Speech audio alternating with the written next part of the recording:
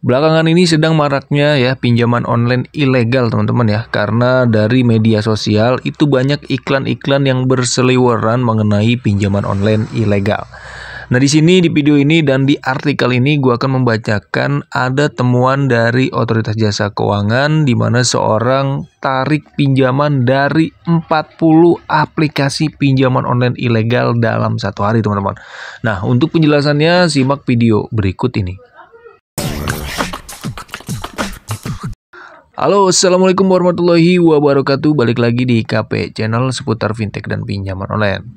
Nah teman-teman ya, di video kali ini gue akan membahas aplikasi pinjaman online ilegal ya. Karena belakangan ini sedang marak-maraknya ya, sedang banyak-banyaknya aplikasi pinjaman online ilegal yang sedang berseliweran di media sosial ya. Entah itu ada di YouTube atau di Facebook ya, atau di IG teman-teman. Banyak iklannya mengenai aplikasi pinjaman online ilegal. Ternyata aplikasi pinjaman online ilegal ini bukan hanya atau belum sepenuhnya ditutup oleh pemerintah ya, banyak yang berseliweran nyatanya. Dimana di artikel ini gua akan membahasnya ya, OJK menemukan sebanyak 6.055 pinjol ilegal. Semuanya telah dihentikan atau diblokir sejak 2017 sampai November 2023 ini.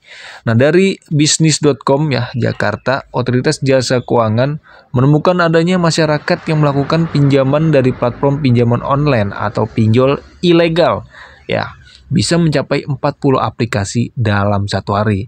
Edan, ini gila teman-teman ya, karena ada salah satu kasus di sini nasabah itu meminjam satu hari itu 40 aplikasi pinjaman online ilegal yang di ACC ya. Kalian bayangin kalau satu pinjaman online aja minimalnya 300 dikali 40 itu sudah 12 juta dalam satu hari teman-teman. Edan ya.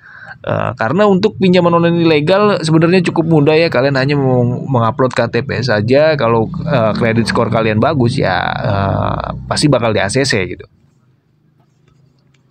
Nah, gue bacakan lagi, gue lanjut lagi ya. Di sini ada Ketua Satgas Pemberantasan Aktivitas Keuangan Ilegal Satgas Pasti Sarjito mengatakan temuan itu menandakan bahwa masyarakat masih suka mencari pinjaman melalui pinjol ilegal karena tidak masuk ke dalam sistem layanan informasi keuangan SLIK OJK. Yang kita tahu kalau pinjaman online ilegal itu tidak ada izin resminya dari OJK ya. Jadi ini ilegal, namanya ilegal ya.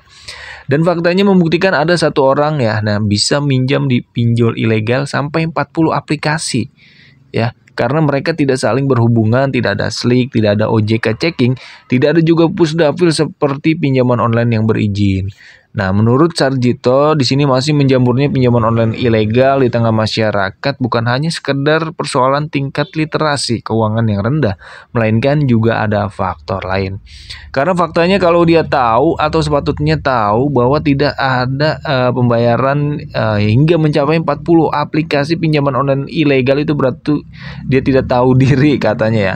Nah, adapun hingga saat ini Sarjito memastikan bahwa Google dan Meta itu sudah memblokir 17 aplikasi yang mengiklankan sesuatu yang bisa mencuri data pribadi masyarakat. Dan itu sebagian masuk ke RI itu juga sudah diblokir, dan kami akan mengundang mereka Google dan Meta untuk memastikan pelaku-pelaku tidak bisa mengiklankan hal itu lagi. Katanya seperti itu teman-teman. Nah, berdasarkan data dari Otoritas Jasa Keuangan ya, Satgas Pasti menemukan sebanyak 6.055 pinjaman online ilegal yang telah dihentikan atau diblokir sejak 2017 sampai November 2023. Ya, 6.055 pinjaman online ilegal ini cukup banyak teman-teman ya. Tapi sebagian kecilnya atau sebagian besarnya itu belum diblokir. Nah, selain itu investasi legal yang telah dihentikan sebanyak 1.196. Jika dihitung secara keseluruhan, ini 7.502 entitas keuangan ilegal sejak periode 2017 sampai saat ini.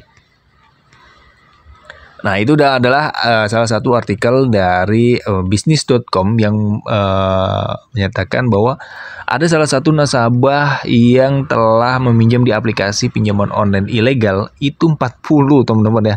Bayangin 40 di ACC semua dalam satu hari. Auto cuan dan auto langsung kaya ini ya. Nah, jadi buat teman-teman harus hati-hati lagi apabila mendapatkan iklan-iklan yang berisi aplikasi dengan syarat mengupload KTP atau pengajuan yang mudah, itu adalah pinjaman online ilegal. Kalian harus pahami dulu apa bedanya pinjaman online ilegal dan legal ya. Ini cukup mudah untuk membedakannya. Kalau ilegal itu tidak ada lisensi OJK-nya. Dan kalau legal itu sudah pasti ada OJK-nya, teman-teman ya. Nah, untuk pinjol ilegal ini memang cepat cairnya dan tidak sulit juga, gampang ya, hanya memodalkan KTP saja kalian bisa langsung cair. Tapi untuk pinjaman online ilegal ini bahayanya ya yang seperti gua beritahukan sebelumnya, bahwa pinjaman online ilegal untuk menyebar data kalian. Nah, itu adalah salah satu resiko yang harus kalian hadapi. Oke, mungkin segitu aja video kali ini. Semoga bermanfaat. Sampai jumpa ke video selanjutnya. Thanks for watching dan salam galbay.